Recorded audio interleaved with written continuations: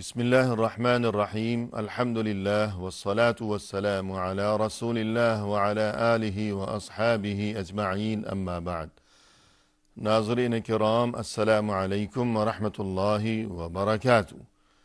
شرح الادب المفرد کے عنوان سے اس پروگرام کے ہمراہ ہم آپ کی خدمت میں حاضر ہیں،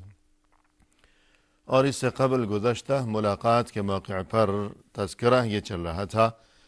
کہ امام بخاری رحمہ اللہ کی کتاب الادب المفرد میں باب نمبر 57 کہ جس کا عنوان قائم فرمایا ہے امام بخاری رحمہ اللہ نے کہ باب یبدأ بالجار، یعنی جب انسان کے لیے کسی کو ہدیہ وغیرہ یا تحفہ دینے کا معاملہ ہو تو انسان کو چاہیے کہ وہ ابتدا کیا کرے اپنے پڑوسی سے۔ اور اس باب میں ناظرین کرام ہم نے اس سے قبل حدیث نمبر 104 پڑھی، اور اس کے بعد ہم پڑھ رہے تھے حدیث نمبر 105، اور اس حدیث میں یہ تذکرہ کیا گیا ہے کہ عبداللہ ابن عمرو ابن العاص رضی اللہ عنہما کے ہاں ایک بار بکری ذبح کی گئی، تو اس موقع پر یہ صحابی بار بار اپنے ملازم سے، اپنے خادم سے یوں دریافت فرمانے لگے کہ اہدیت لجارنا الیہودی، اہدیت لجارنا الیہودی، یعنی وہ جو فلاں یہودی پڑوسی ہے ہمارا، تو کیا اس گوشت میں سے تم نے اسے بھی ہدیہ پہنچایا ہے یا اسے چھوڑ دیا ہے؟ اور اس کے بعد انہوں نے مزید یہ ارشاد فرمایا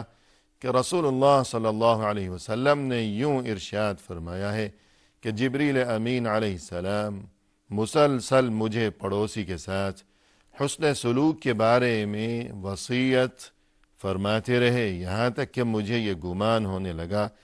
کہ پڑوسی کو وراثت میں حصے دار بھی مقرر کر دیا جائے گا۔ تو ناظرین کرام، یہ الفاظ کہ جبریل امین علیہ السلام مسلسل وصیت فرماتے رہے، ان الفاظ پر مشتمل اس سے قبل متعدد احادیث گزر چکی ہیں اگرچہ، لیکن اس کے باوجود یہ حدیث بطور خاص امام بخاری رحمہ اللہ نے یہاں جو بیان فرمائی ہے دوبارہ، تو اس کی وجہ یہ ہے کہ اس حدیث میں اور گزشتہ احادیث میں ایک لحاظ سے بڑا فرق ہے، اور ایک نئی بات سمجھ میں آتی ہے، ایک نئی چیز کا اس میں اضافہ ہے،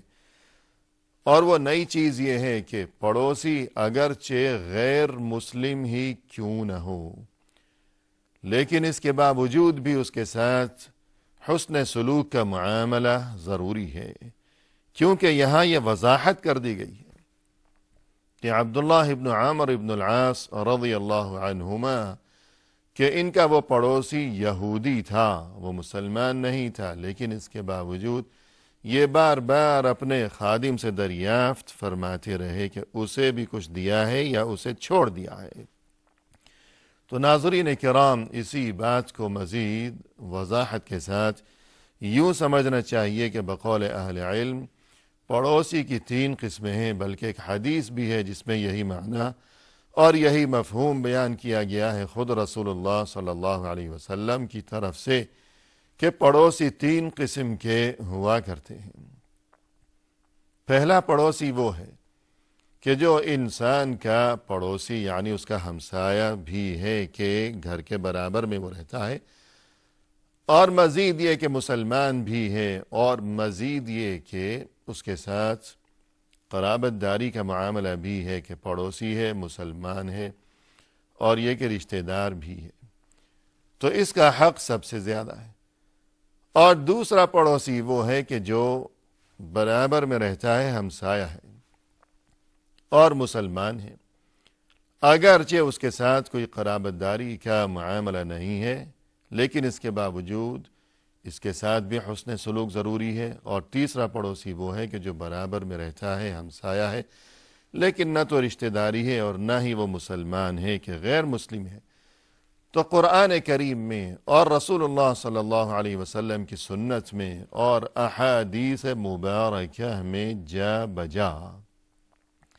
یہ جو تاکید کی گئی ہے کہ پڑوسی کے ساتھ ہمیشہ حسن سلوک کا معاملہ ہو، خوش اخلاقی ہو، خبر گیری ہو، اور یہ کہ بوقت ضرورت ہم اس کے کام آیا کریں، اور یہ کہ ہم اسے ستانے اور اذیت پہنچانے سے ہمیشہ باز رہا کریں، تو یہ جو تاکید کی گئی ہے حسن سلوک کے بارے میں پڑوسی کے ساتھ، تو اس میں پڑوسی کی یہ تمام اقسام شامل ہیں کہ وہ رشتہ دار ہے تب بھی، رشتہ دار نہیں ہے تب بھی، اور اس سے بھی بڑھ کر یہ کہ وہ مسلمان ہے تب بھی، اور اگر وہ مسلمان نہیں ہے تب بھی ہمارے لیے بہر صورت اور بہر حال یہی حکم ہے، اور ہمارے مذہب کی اور دین اسلام کی یہی پاکیزہ تعلیم ہے کہ مسلمان نہیں ہے وہ پڑوسی، لیکن اس کے باوجود ہم اسے ستانے سے باز رہیں، اور یہ کہ ہمیشہ ہم اس کے ساتھ عزت و احترام کے ساتھ پیش آیا کریں، اور اس کی ضروریات کا خیال رکھا کریں، خبر گیری کرتے رہا کریں، اس لیے کہ اس حدیث میں ہم نے دیکھا کہ رسول اللہ صلی اللہ علیہ وسلم کے یہ جلیل القدر صحابی عبداللہ ابن عمرو ابن العاص رضی اللہ عنہما بار بار اپنے ملازم سے دریافت فرماتے رہے کہ وہ جو ہمارا پڑوسی ہے یہودی، اسے بھی تم نے ہدیہ پہنچایا ہے یا نہیں پہنچایا؟ اور اس کے بعد ناظرین کرام یہ آگے حدیث نمبر 106 فرمایا عن عمرہ بنت رواحہ أنها سمعت عائشة رضي الله تعالى عنها تقول سمعت رسول الله صلى الله عليه وسلم يقول ما زال جبريل يوصيني بالجار حتى ظننت أنه ليورث۔ یہاں اس حدیث میں جو کہ امام بخاری رحمہ اللہ نے یہاں درج فرمائی ہے عمرہ بنت رواحہ، جو کہ رسول اللہ صلی اللہ علیہ وسلم کے انتہائی جلیل القدر صحابی کہ جن کا نام نامی اور اسم گرامی ہے عبداللہ ابن رواحہ الانصاری رضی اللہ عنہ کی یہ بہن ہیں عمرہ بنت رواحہ، یہ فرماتی ہیں کہ میں نے ام المؤمنین حضرت عائشہ رضی اللہ عنہا کو یوں کہتے ہوئے سنا کہ انہوں نے رسول اللہ صلی اللہ علیہ وسلم کو یہ ارشاد فرماتے ہوئے سنا کہ جبریل امین علیہ السلام مجھے مسلسل وصیت کرتے رہے پڑوسی کے ساتھ حسن سلوک کے بارے میں، حتیٰ کہ مجھے یہ گمان ہونے لگا کہ پڑوسی کو وارث مقرر کر دیا جائے گا۔ تو ناظرین کرام یہ حدیث مختلف روایات کے ساتھ اور عبارات میں مختلف اور معمولی تبدیلیوں کے ساتھ امام بخاری رحمہ اللہ نے بار بار ذکر فرمائی ہے، اور وجہ یہی ہے کہ کہیں راوی مختلف ہے، سند میں کچھ فرق ہے کہ کسی جگہ سند میں کوئی راوی ہے، کسی جگہ کوئی دوسرے راوی ہیں، اور جیسا کہ ہم نے دیکھا کہ حضرت عائشہ سے مروی، اور پھر یہ کہ ایک جگہ ابن عمر رضی اللہ عنہما سے یہی روایت ہے، اور کچھ الفاظ کا بھی اختلاف ہے کہ اس سے قبل یوں عبارت تھی کہ انہو سیورثو، کہ رسول صلی اللہ علیہ وسلم نے فرمایا کہ مجھے یہ گمان ہونے لگا کہ پڑوسی کو عن قریب وراثت میں حصے دار مقرر کر دیا جائے گا۔ سیورثو عربی لغت میں جو سین ہے یہ عن قریب کے معنی میں استعمال ہوتا ہے، سین مثلا قرآن کریم میں سیقول السفہاء من الناس کہ عن قریب یہ نادان قسم کے لوگ اس قسم کی باتیں کرنے لگیں گے، تو سیقول یقول کے معنی باتیں کریں گے یا کہیں گے، لیکن جب سین آ گئی سیقول تو اس کے معنی یہ ہو گئے کہ عن قریب وہ ایسا کہا کریں گے، باتیں کیا کریں گے، تو یہاں سیورثو کہ عن قریب اسے وارث مقرر کر دیا جائے گا، جبکہ یہ جو ابھی ہم نے فی الحال یہ روایت پڑھی ہے، اس روایت کے ساتھ یہ حدیث تو یہاں سین نہیں ہے بلکہ انہو لیورثو، لام کے معنی ہے ضرور، لیورثو کہ فرمایا رسول صلی اللہ علیہ وسلم نے کہ مجھے یہ گمان ہونے لگا کہ جبریل امین کی طرف سے ضرور یہ حکم اللہ کی طرف سے جبریل امین لے کر آ جائیں گے، یہ حکم کہ ضرور پڑوسی کو وراثت میں حصے دار مقرر کر دیا جائے گا۔ تو الغرض خلاصہ کلام یہ کہ سند میں کچھ فرق ہے اور یہ کہ عبارت میں الفاظ میں کچھ فرق ہے، لہذا بطور امانت امام بخاری رحمہ اللہ نے بار بار اس حدیث کو ذکر فرمایا ہے اپنی اس کتاب میں کہ جس کا نام ہے الادب المفرد، اور مقصد یہی ہے ناظرین کرام کہ ہم اور آپ ہمیشہ دین اسلام کی اس پاکیزہ تعلیم کو سمجھیں کہ پڑوسی کا کیا مقام و مرتبہ ہے، اور یہ کہ اس کے ساتھ حسن سلوک کی کتنی بڑی اہمیت بیان کی گئی ہے ہمارے مذہب میں۔ اور آگے یہ باب نمبر ہے 58، فرمایا کہ باب یہدی الی اقربہم بابا، یعنی امام بخاری رحمہ اللہ یہ عنوان قائم فرماتے ہوئے ارشاد فرما رہے ہیں۔ اس عنوان کا مطلب یہ ہے کہ پڑوسی تو بہت سے ہیں انسان کے، اس سے پہلے یہ باب قائم کیا گیا تھا کہ انسان اگر کوئی ہدیہ دینا چاہے یا کسی بھی قسم کا حسن سلوک کا کوئی معاملہ ہے، وہ ہدیے کی شکل میں ہے یا کسی بھی شکل میں ہے، تو غیروں کی بنسبت ابتدا کی جائے پڑوسی سے۔ یہ بات ذکر کی گئی گزشتہ باب میں، لیکن اب اس کے بعد مزید یہ کہ بہت سے پڑوسی ہیں۔ پہلے یہ بات تھی کہ ایک غیر ہے، بہت دور ہے، اور دوسرا پڑوسی ہے، تو پڑوسی کو مقدم رکھا جائے۔ اب معاملہ یہ ہے کہ بہت سے پڑوسی ہیں، کوئی غیر نہیں ہے۔ اب کچھ لینے دینے کا معاملہ ہے، ہدیہ دینا ہے یا خوش اخلاقی ہے، حسن معاملہ کسی بھی شکل میں، تو اب پڑوسیوں میں پھر یہ کہ جو ان میں سے سب سے زیادہ قریب ہے، جس کا دروازہ سب سے قریب ہے، یہدی الی اقربہم بابا، باب کے معنی دروازہ، ایک تو اس کتاب کے ابواب ہیں، کتاب کا یہ باب ہے، اور اس کے معنی بھی دراصل دروازہ ہی ہے کہ جس طرح الگ الگ دروازے ہوا کرتے ہیں کسی گھر میں، کسی عمارت میں، تو کتاب میں بھی الگ الگ دروازے ہوا کرتے ہیں، یعنی باب۔ تو فرمایا کہ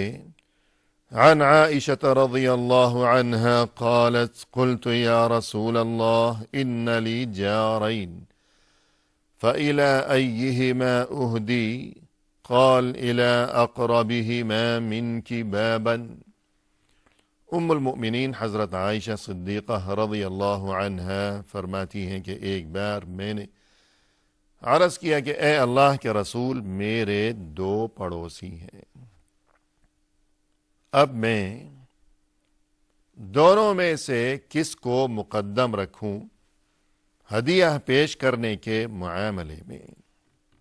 کہ دونوں میں سے میں کس کو ہدیہ دوں کہ دو پڑوسی ہیں؟ جواب میں رسول اللہ صلی اللہ علیہ وسلم نے ارشاد فرمایا کہ الی اقربہما منک بابا، کہ ان دونوں پڑوسیوں میں سے وہ پڑوسی کے جس کا دروازہ تمہارے دروازے سے متصل ہے، جس کا دروازہ زیادہ قریب ہے، اسے مقدم رکھا جائے۔ یعنی پڑوسی ہیں دو یا بہت سارے ہیں، اور جو ہدیہ پیش کرنے کا ارادہ ہے وہ کم ہے، کہ تمام پڑوسیوں کے لیے وہ کافی نہیں ہوگا، یا اگر بہت سے پڑوسی نہیں بھی ہیں، صرف دو ہیں، تب بھی وہ چیز اتنی کم ہے کہ دو کو دینا مشکل ہو جائے گا۔ اب کسی ایک کو ہی اختیار کرنا ہوگا کہ یا اسے دیا جائے یا اسے دیا جائے، اب کیا کیا جائے؟ تو یہی بات دریافت فرمائی حضرت عائشہ صدیقہ رضی اللہ عنہا نے رسول اللہ صلی اللہ علیہ وسلم سے کہ میرے دو پڑوسی ہیں، اب میں کیا کروں، کس کو دوں ہدیہ اور کس کو چھوڑ دوں؟ تو جواب میں رسول صلی اللہ علیہ وسلم نے یہی تعلیم ارشاد فرمائی، ہم سبھی کے لیے گویا کہ یہ تعلیم ہے کہ اگر یہ صورتحال ہے کہ سامان ہے کم، ہدیہ ہے کم، پڑوسی ہیں دو، تو اب کیا کیا جائے گا؟ اب یہی کیا جائے گا کہ وہ پڑوسی کے جس کا دروازہ ہمارے دروازے کے زیادہ قریب ہے، اسے وہ ہدیہ دیا جائے گا اور دوسرے کو چھوڑ دیا جائے گا، کہ ایسا نہ ہو کہ دور والے کو دے دیا،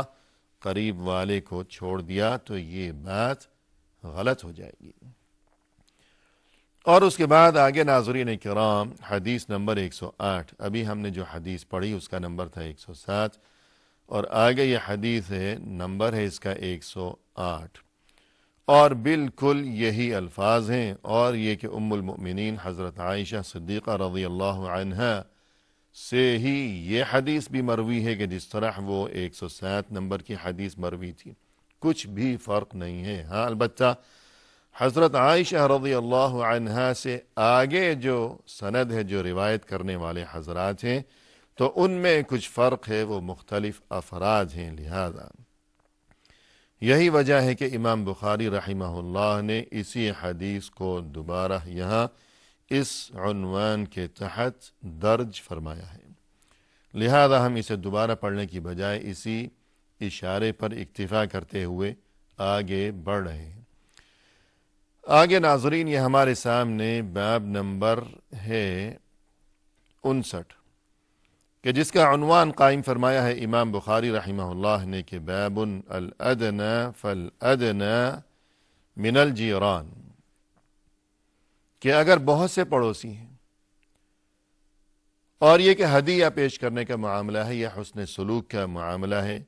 تو اب کیا کیا جائے؟ کہ اس سے قبل جو باب گزرا ہے اس میں یہ بات گزری کہ اگر ہدیہ کم ہے، پڑوسی زیادہ ہیں،